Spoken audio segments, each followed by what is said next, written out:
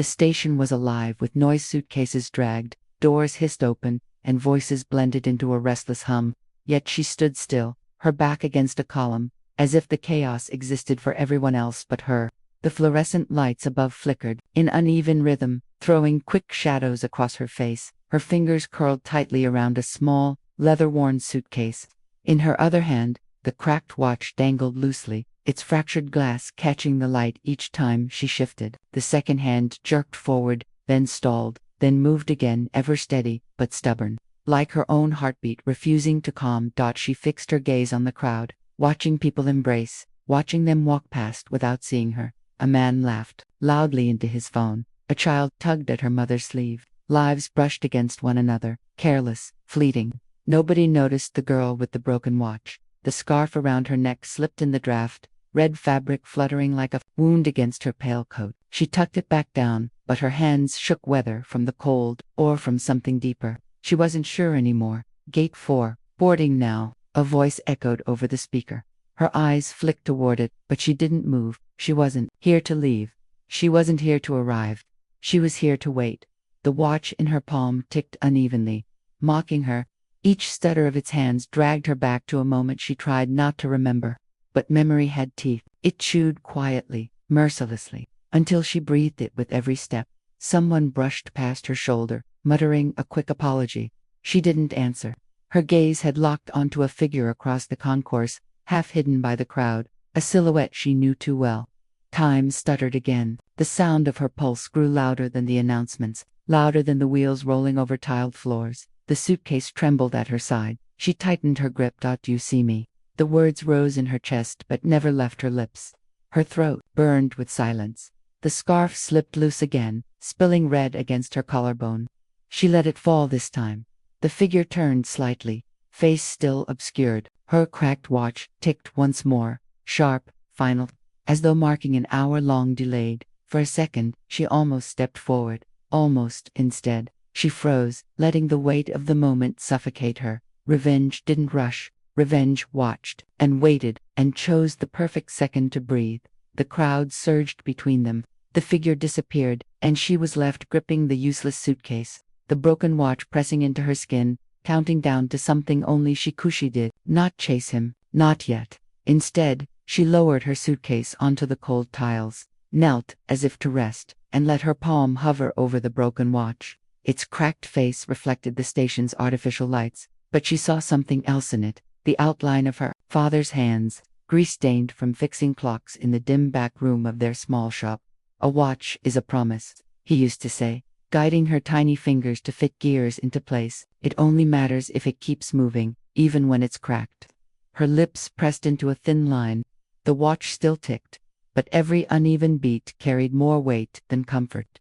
It was the only piece left from him, the only thing that hadn't been pawned, lost, or stolen by time.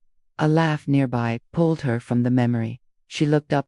A young man had just returned from some trip, his backpack flung carelessly as his sister threw her arms around him.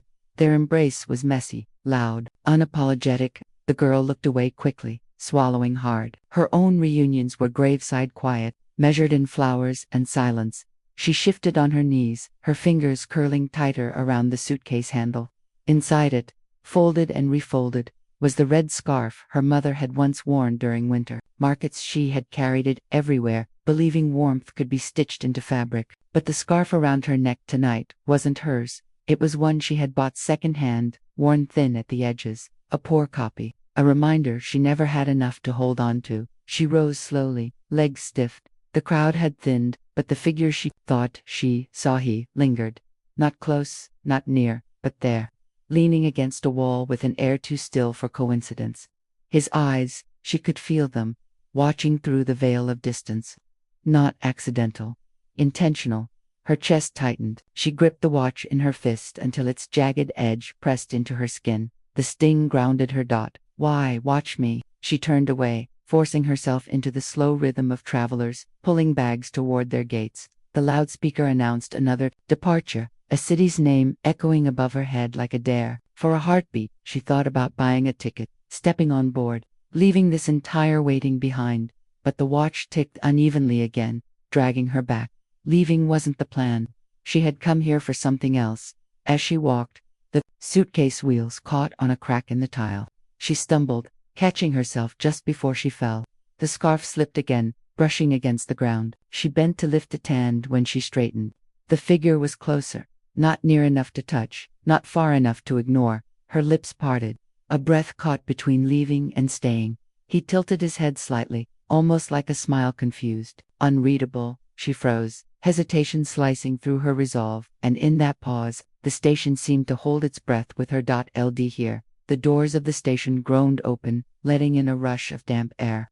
Outside, the sky had darkened into a restless gray. Rain tapped against the glass roof, hesitant at first, then steady, a rhythm that seemed to sync with the uneven ticks of her broken watch. She should have turned away. She should have walked out before her courage thinned to nothing, but her feet betrayed her, keeping her near the man who still lingered, his silence heavy, as if it were part of the storm itself. For the first time, she studied him closely. His shoes were worn at the seams, scuffed from years of walking too far. Too often, his coat, though neatly buttoned, carried the smell of rain, already soaked into the fabric. And when he shifted, she caught the faint glimpse of something slipping from his Pukita wallet, cracked at the spine, with a photograph peeking out. It was a girl's face, young, fragile, captured in some better year. He pushed the photo back quickly, almost too quickly, as if guarding a wound. Her breath trembled. She felt the sudden collision of his silence with her own loneliness.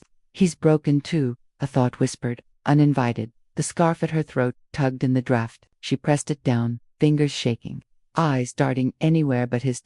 Thunder cracked above the roof, startling a few travelers. The sound buried itself inside her chest, echoing the war she'd carried too long. Every instinct told her this was dangerous, that to see herself mirrored in him was to lose focus. Revenge demanded clarity, not mercy. And yet her gaze betrayed her, returning to him. His jaw was tight, his eyes shadowed but not empty. He seemed like someone who had once believed in gentler things and was now carrying the ruins. The mirror unsettled her. She tightened her hold on the suitcase, the weight of its contents reminding her of what she had come to do. You don't get to falter now, she told herself. You don't get to soften because he looks like he's been bleeding too.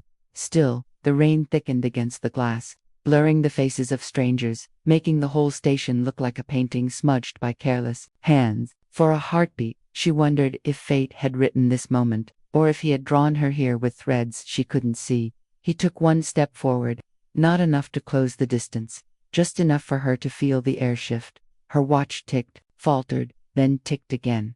She drew in a sharp breath, throat raw. Was this the moment to walk toward him or away forever? She did neither. She only stood, suspended between storm and silence. The answer heavy but she moved toward the exit, suitcase dragging behind her like a chained shadow. Her chest rose and fell too quickly, each breath threatening to splinter into sobs. If she left now, she could escape the storm in her veins. She could vanish back into the kind of loneliness that at least made sense. But at the glass doors, she stopped. Rain blurred the city outside, streets shining like liquid mirrors. The thunder was closer now, shaking the air around her. She pressed her forehead lightly against the cold pane, eyes closing. One last look, then go. Turning, she searched the concourse again. And there he was, still there, as if he had never considered leaving. The suitcase handle slipped from her fingers. It hit the floor with a dull sound that drew a few stares. She ignored them. Her watch dangled loosely in her hand, trembling with her grip. And then she realized it wasn't in her hand anymore. It was in his. She hadn't even noticed him move, not fully, but there he stood, holding the broken watch carefully, almost reverently, like something delicate that deserved gentleness. He didn't speak, only glanced at her with an expression she couldn't decipher. Her throat tightened. That watch was her last thread. Her father's voice pressed into metal and glass. To see it in another's hand was unbearably yet strangely. It didn't feel like theft. It felt like recognition. A whisper rose in her mind. Some people carry more than just bags. They carry silence. She stepped forward, unsteady. A mother tugged her child away from the scene, casting a quick, judgmental glance. Two strangers frozen in tension where people expected motion. A man passing muttered something about blocking the way. The world didn't understand pauses like this. She didn't care. Her scarf had slipped again, Red fabric sprawled across the floor like spilled memory. Neither of them bent to pick it up. The storm outside roared louder, rattling the glass. Every sound, every light, every eye in the station blurred until it was only the two of them, her empty hands, his worn shoes, the cracked watch caught between them. Her lips parted, but no words came. His fingers brushed the edge of the watch, as if he too were afraid of breaking what was already broken. The way he looked at Itat Hermad, her chest ached with something dangerous. She wanted to scream, to demand why, to walk away, to stay. Instead, she froze again, her body trembling, with a truth she wasn't ready to face. The station lights flickered once, then steadied. And still, the watch ticked louder than the storm. Louder than her doubts, counting down to something unnamed, unfinished. The storm outside raged harder, streaking the glass with silver. She wanted to breathe, to find the rhythm of her own pulse again. But the watch in his hand held her hostage. He stepped closer now, and this time she did not retreat. His voice, when it came, was low, almost reluctant. "You dropped this." He extended the broken watch, but she caught something in his eyes, not the politeness of a stranger, not the indifference of passing humanity. Something else. Her fingers brushed the cold metal as she took it back. But before she could speak, her gaze slipped again to the faintly worn photograph that peeked from his wallet. She saw it fully now, the same watch, whole and unbroken, circling the wrist of a smiling girl, his daughter. Her breath fractured. The watch wasn't just hers anymore. It was his loss too. He noticed her glance. For the first time, his composure cracked. "She wore it everywhere," he said quietly. Even when the glass cracked, she refused to take it off. The words struck her like a cruel echo. A watch is a promise. It only matters if it keeps moving, even when it's cracked. Her father's voice folded perfectly into his. The loop tightened. Time itself seemed to corner her. Her grip trembled. This wasn't coincidence. It was collision. She began, but her throat failed her. He didn't answer. Instead, he studied her suitcase, his eyes narrowing just slightly, as if he knew the weight inside was more than fabric. A silence stretched between them, raw and unyielding. Passengers moved around them, annoyed glances cast like small stones. Someone muttered, "Some people carry more than just bags. They carry trouble." The words lingered, cruelly true. She turned sharply, clutching the watch against her chest. Her plan, her carefully sharpened resolve, was collapsing under this revelation. She had come for revenge, for a reckoning that would close a wound. Yet standing here, she was staring into someone else's wound, and it mirrored her own too, perfectly. No return. The watch burned in her palm. Her father, his daughter, two ghosts pressing their weight against her ribs until she could hardly breathe. She forced herself forward, through the thinning crowd, past the murmurs and stares.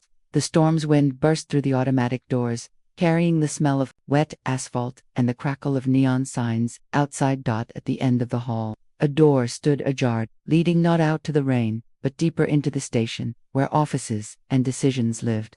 She didn't know why her feet moved toward it, only that if she entered, nothing would stay the same. And she did. The door closed behind her with a soft click.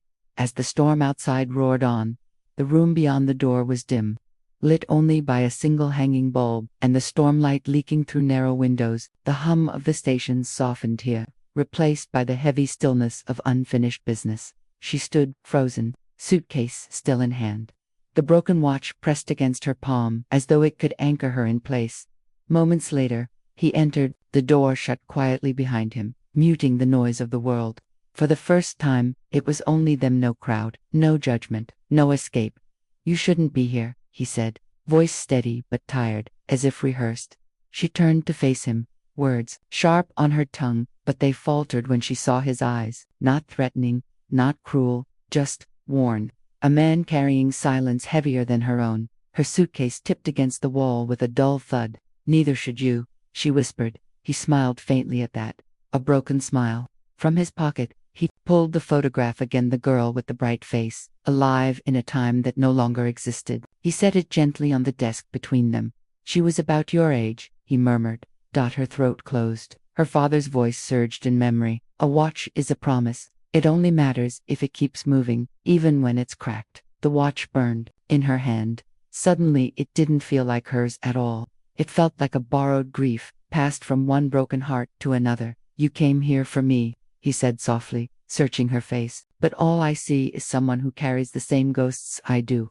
Her knees weakened. She wanted to scream that it wasn't fair, that her revenge had been clear, simple, necessary. Yet here they stood, two halves of the same fracture. With trembling fingers, she set the watch on the desk beside the photo. Then take it, she said, voice breaking. It was never mine to finish. He looked at her, stunned. Slowly, reverently, he placed his hand over the watch, but instead of pulling it back, he pushed it gently toward her. No, he said, you keep it. Not because it's hers, because you remind me she once believed in people. Maybe you still can.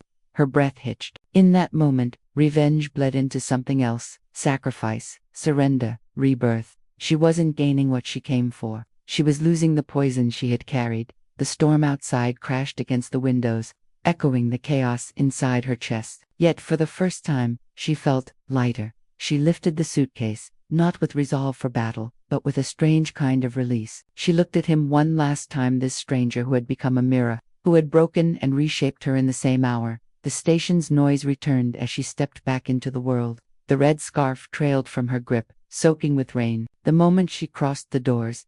Not every stranger you help is meant to stay, but some leave you changed forever. And her broken watch kept ticking. The storm had eased by dawn. The city glistened under the weak gold of morning light, puddles reflecting fragments of the sky. She walked slowly along the empty street, suitcase rolling behind her, its wheels splashing through shallow water. For the first time in what felt like years, her steps didn't echo like they were chasing her. Her scarf clung damply around her shoulders, but she didn't fix it. She let the air move it freely, as if the world itself was reminding her that not everything needed to be controlled, not everything needed to be held tight. When she reached the small apartment she called her own, she set the suitcase in the corner, leaving it closed. She didn't need to open it. Not tonight. Instead, she crossed to the desk near the window, where a single drawer sat half empty. The watch lay in her palm, still cracked, still stubbornly ticking. She held it to her ear for a long moment, listening. The sound wasn't steady, it skipped, faltered, but it moved forward all the same. She thought of her father's words, of the stranger's eyes, of a daughter frozen in a photograph. The watch carried all of them now, not as burdens but as reminders. With gentle fingers, she set it inside the drawer. The morning light caught on the fractured glass, scattering it across the wood like a secret constellation. She left it there, resting, not forgotten, but finally free of the weight she had given it. Sinking into the chair, she let her eyes close. A memory returned, quiet and persistent, her father's voice, softer this time. Sometimes love is not romance, it's recognition. She whispered the words aloud, as if testing their truth on her own lips. Outside, the city was waking. A child laughed somewhere across the street. A door slammed. A car started. A bird beat its wings against the sky. The world went on, imperfect and relentless. She leaned her head against the glass, watching the clouds drift apart. For the first time, she wondered if revenge had only been the mask she wore to keep from collapsing, and if now, without it, she could finally breathe as herself. Her reflection in the window looked back at her, tired, changed, but undeniably alive. The watch ticked faintly in the drawer. A promise, still moving forward. Not every ending is a victory. Some are simply the chance to begin again, and perhaps the cruelest, kindest truth of all. Sometimes the person you set out to destroy is the one who shows you who you really are.